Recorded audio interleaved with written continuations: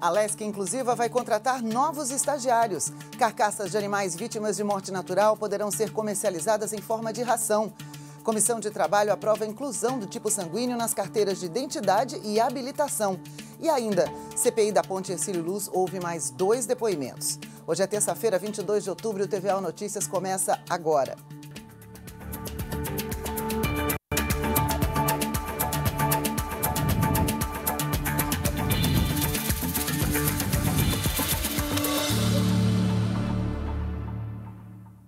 Boa noite. O programa Lesc Inclusiva vai contratar 6 novos estagiários. O ato autorizando a contratação foi assinado hoje pelo presidente do Parlamento. Suelen tem até hoje as sequelas de uma paralisia cerebral na hora do nascimento. Mas a dificuldade para movimentar braços e pernas nunca a impediu de buscar o que queria. Em 2013, ela era estudante do curso superior de biblioteconomia da UDESC quando conseguiu o primeiro emprego, estagiária do programa Alesc Inclusiva, promovido pela Assembleia Legislativa. Cresceu bastante empresas aceitarem pessoas com deficiência no seu local, né, em vagas, assim. Então, já ter um programa específico para isso agrega muito mais. Isso mostra para outras empresas também que é importante as pessoas com deficiência poderem trabalhar e saberem que a gente consegue fazer, entendeu? Atualmente, Suelen é bibliotecária na Universidade Federal de Santa Catarina. Assim como ela, outros 40 estudantes já participaram do programa Alesc Inclusiva. A iniciativa busca a contratação de estagiários com deficiência que estejam regularmente matriculados no ensino médio ou no ensino superior. Os contratados recebem salário, auxílio transporte e vale alimentação e trabalham 20 horas por semana em diferentes setores da Assembleia Legislativa. Nós temos que transformar também o ambiente da Assembleia num ambiente inclusivo. E isso passa diretamente e justamente por esse traço humanitário que tem que ter entre as pessoas. Então esse programa é isso, é fazer com que a gente conviva melhor, para daí sim dizer o que é inclusão. Durante um ato de assinatura realizado na sala da presidência, foi confirmada a contratação de 6 novos estagiários dentro do programa Alesc Inclusiva. O edital de seleção deverá ser lançado ainda neste ano, sob os cuidados de uma comissão interinstitucional formada por integrantes da Fundação Catarinense de Educação Especial, do Conselho Estadual dos Direitos da Pessoa com Deficiência e da Assembleia Legislativa. O parlamento moderno, ele não é mais um parlamento que apenas faz leis e fiscaliza o Estado. Ele tem que estar interagindo com a sociedade que ele representa. E esses programas que a Alesc criou ao longo dos anos, eles, sem dúvida nenhuma, dão uma contribuição institucional muito importante e uma atenção muito grande para as pessoas com deficiência. Carcaças de animais vítimas de morte natural poderão ser comercializadas em forma de farinha para alimentar outras espécies. A discussão teve início aqui no Parlamento e ganhou apoio do governo federal. Uma instrução normativa do governo federal autoriza empresas a beneficiar e comercializar internamente rações produzidas à base de restos de animais, vítimas de morte natural. A decisão é uma parte da reivindicação que Santa Catarina tem junto ao Ministério da Agricultura. O assunto já foi tema de encontros, reuniões, seminários e audiência pública, promovidos pela Assembleia Legislativa e pela Bancada do Oeste. Qual é o passo nosso daqui para frente? Já tenho pré-agendado, né, com as empresas envolvidas, porque esse era um projeto em que foi bancado por municípios e empresas em Santa Catarina, né, sem nenhum recurso financeiro direto do governo catarinense ou do governo federal. Então, o nosso trabalho agora é motivar essas empresas a retomarem o projeto, é conversar com as administrações municipais e também com a agroindústria de Santa Catarina, que diretamente é a mais beneficiada dentro deste cenário, além do meio ambiente, é claro, para discutirmos os termos da retomada deste projeto. O impasse foi gerado a partir do momento em que empresas catarinenses investiram para realizar a destinação e beneficiamento dos restos de animais em propriedades rurais de Santa Catarina. Prefeituras também investiram para auxiliar os pequenos produtores, que não tinham com arcar com as despesas na destinação. O primeiro objetivo de empresários era conseguir destinar as produções daqui para outros países, em especial da Europa, que já têm interesse em adquirir rações PETs produzidos com restos de animais de Santa Catarina. Mas essa prerrogativa ainda não foi assegurada pela normativa do governo federal. Santa Catarina se destaca no quesito empreendedorismo e competitividade. Ao microempreendedor, um projeto de lei institui o Dia dos Investidores. Santa Catarina ocupava em 2011 o 7º lugar em competitividade. Subiu em 2017 para o 2º lugar.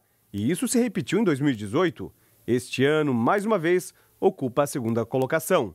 Um dos motivos é o trabalho intenso de empresários que acreditaram em Santa Catarina e investiram em novos empreendimentos, geraram emprego, renda e riqueza.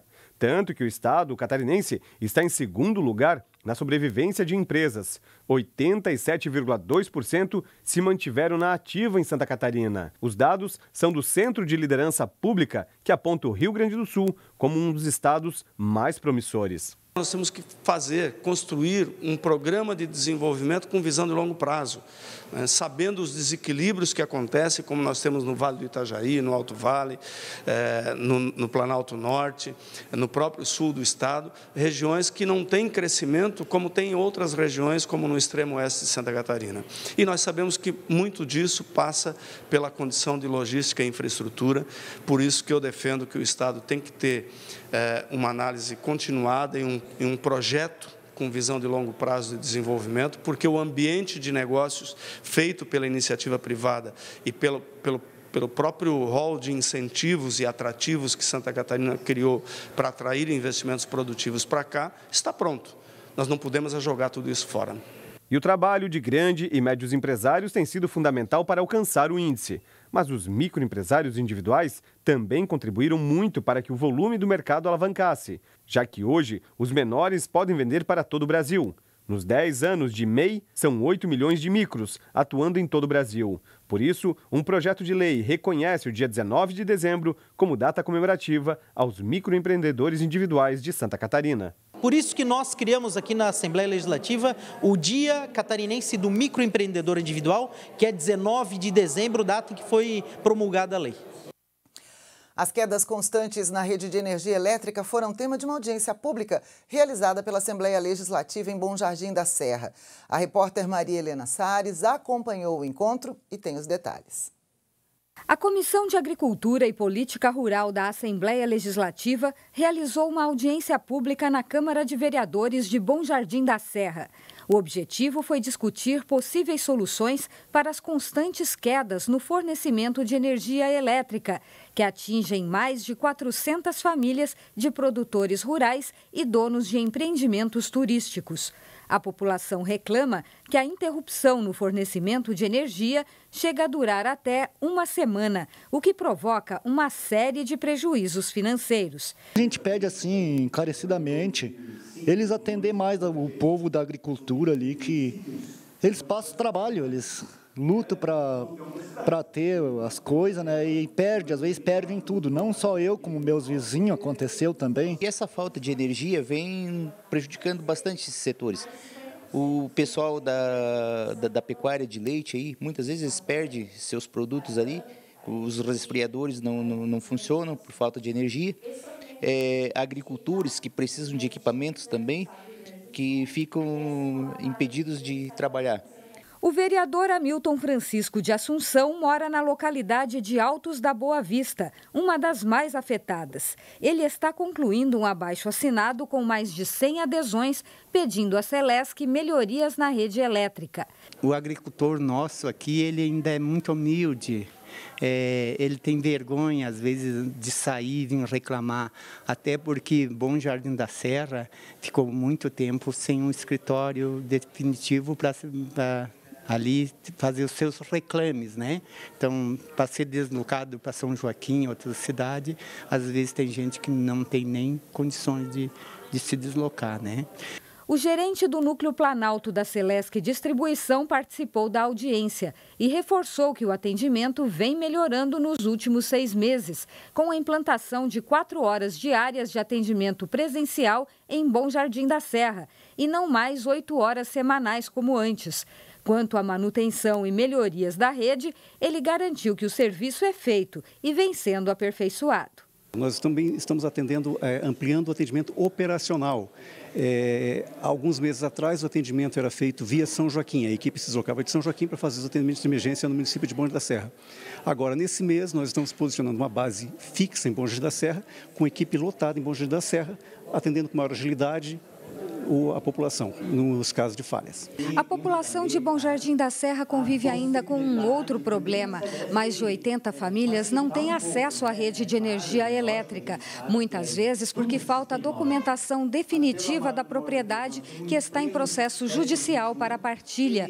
Como consequência, quem não tem condições de instalar um gerador convive até mesmo com a falta de um chuveiro com água quente, justamente na região mais fria do estado.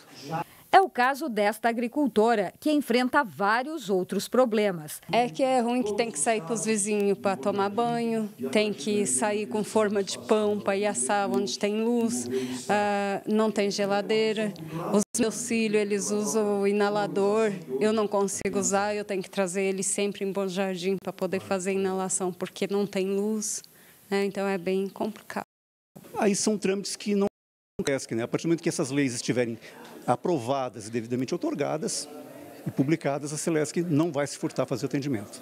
O presidente da Comissão de Agricultura, deputado José Milton Schaefer, comandou a audiência pública e pretende enviar documentos ao governo do estado relacionando cada um dos problemas levantados durante o debate. Será elaborado daqui um documento específico de cada problema levantado e esses documentos serão encaminhados para os setores, seja a Celesc, seja a Secretaria de Estado da Agricultura ou o próprio gabinete do governador.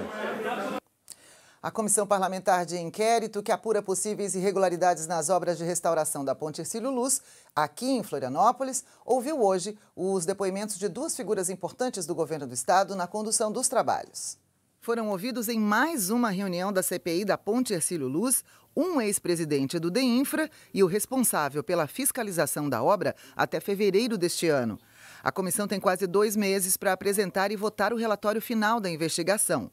O deputado Bruno Souza, a quem cabe elaborar o documento, está otimista e prometeu empenho para analisar todas as informações colhidas. Ficou muito claro aqui que a obra da Ponte Luz, por especial que ela era de conhecimento tanto dos secretários, quanto principalmente do ex-governador à época, o senhor Raimundo Colombo, que acompanhou todas essas obras, segundo os depoimentos, conhecia as obras, tinha um interesse especial no andamento da obra e por isso também eu fiz um requerimento para que ele possa ser ouvido aqui nessa CPI também, para que possa nos ajudar. Tenho certeza que o ex-governador tem essa disponibilidade e vai querer também vir aqui para explicar também esse período, que é um período importante para o pagador de impostos de Santa Catarina saber o que aconteceu com o dinheiro que ele pesadamente paga em impostos. E você vai ver no próximo bloco, a Assembleia Legislativa cedia o 2º Congresso de Administração Tributária. E Comissão de Trabalho aprova a inclusão de tipo sanguíneo nas carteiras de identidade e de habilitação. Nós já voltamos.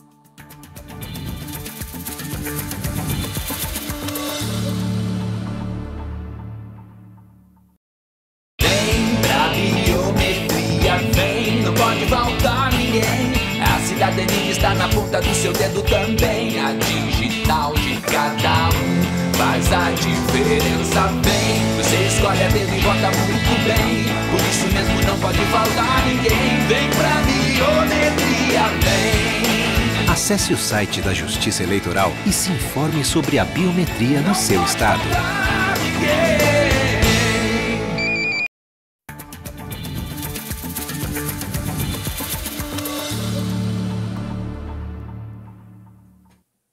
A Comissão de Saúde recebeu hoje pela manhã o secretário de Estado da pasta. Em pauta, a nova política hospitalar catarinense. O secretário da Saúde, Elton de Souza, apresentou na comissão um relatório sobre a nova política hospitalar do Estado. Após estudo técnico, uma série de critérios e classificações das unidades existentes foi avaliada. A principal alteração é o repasse financeiro mensal.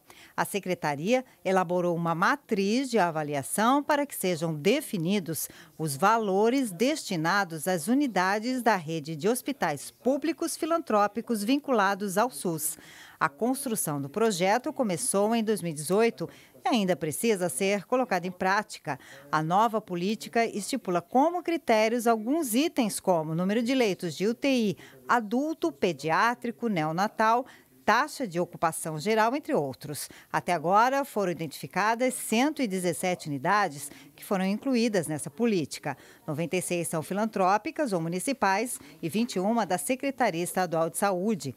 A previsão é de um investimento de mais de 330 milhões de reais que serão repassados em parcelas, podendo ser usados para custeio e manutenção.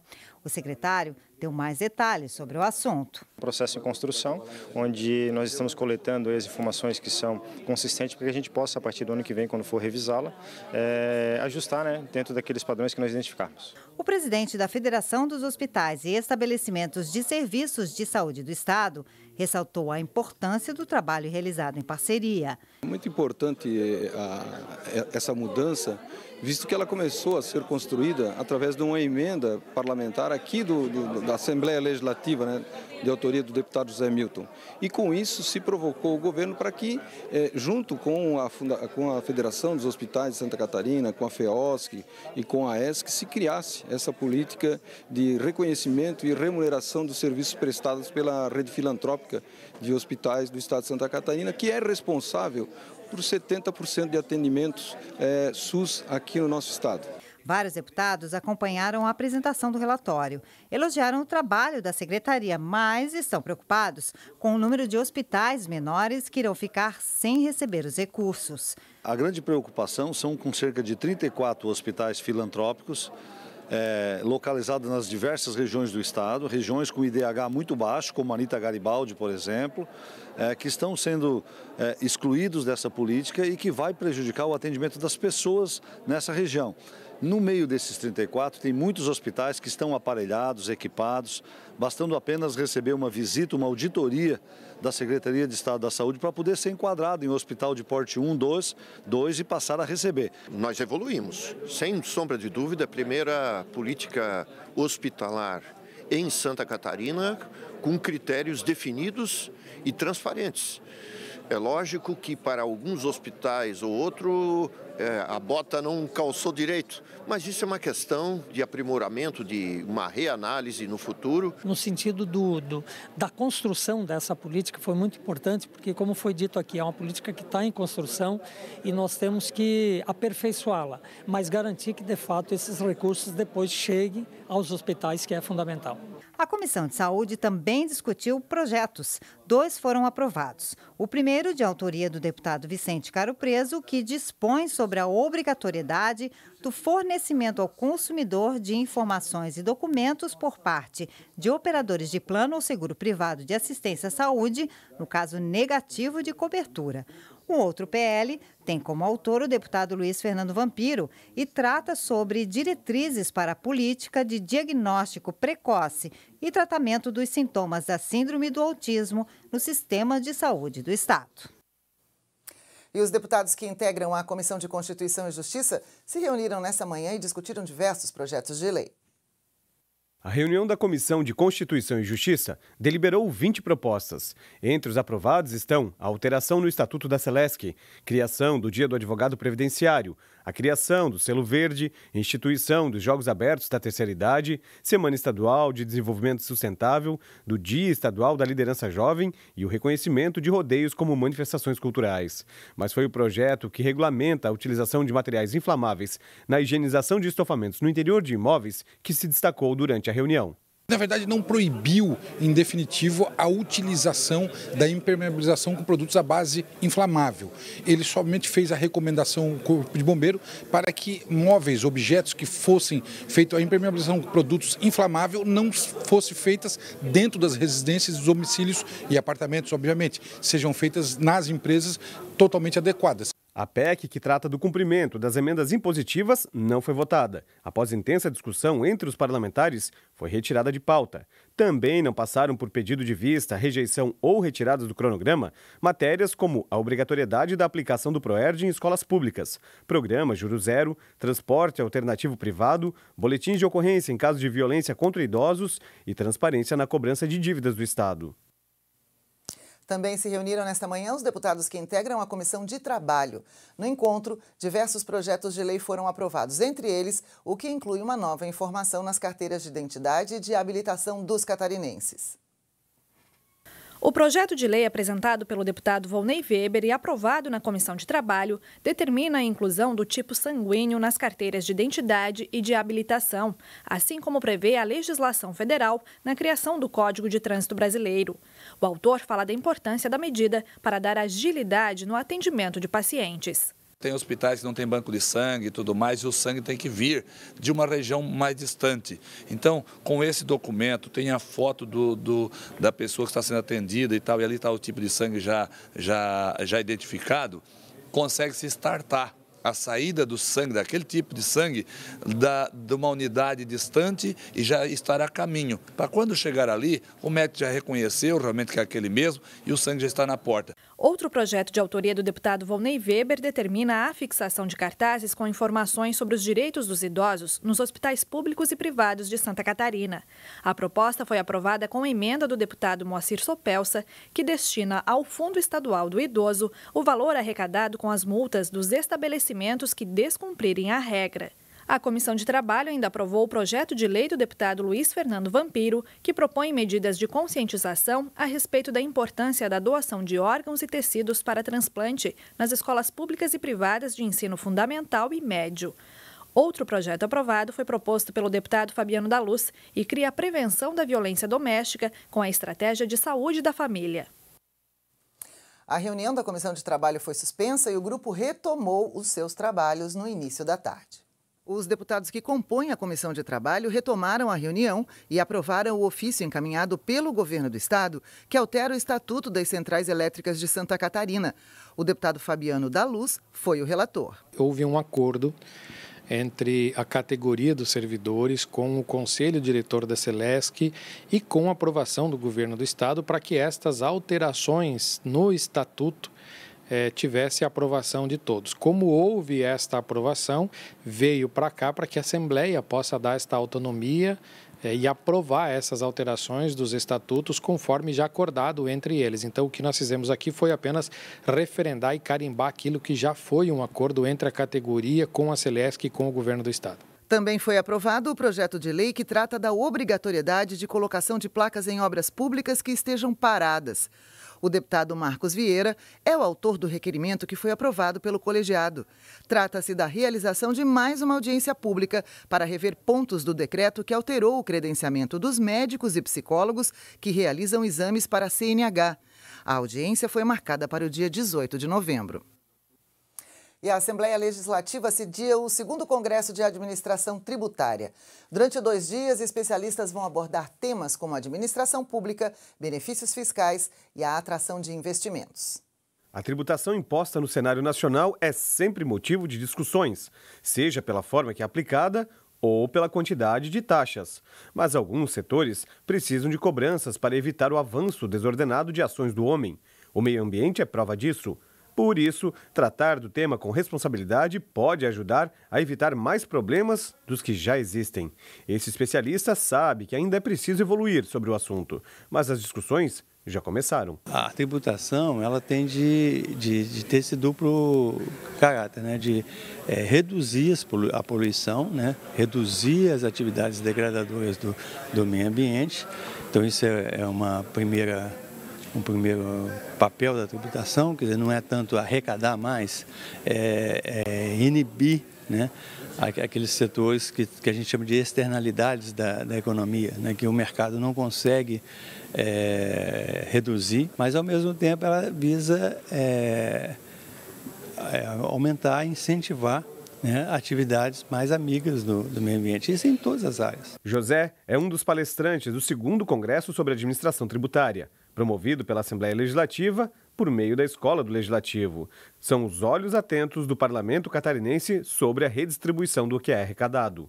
O Ministério Público e o DESC também são parceiros, assim como o governo do estado. A intenção é preparar lideranças e autoridades para as mudanças no cenário nacional. O debate nacional agora sobre a reforma tributária, e aí é um momento adequado para a gente discutir isso. Transparência nas contas públicas, desenvolvimento versus sustentabilidade, ICMS verde e tributação sustentável também. Então, tem uma série de temas que são muito importantes e que a Assembleia tem um papel fundamental em fomentar esse tipo de debate. A Secretaria de Estado da Fazenda sabe que discutir o tema é importante para que técnicos que participam do evento saibam os efeitos, resultados e desafios do governo e são fundamentais para interpretar a atuação do gestor público.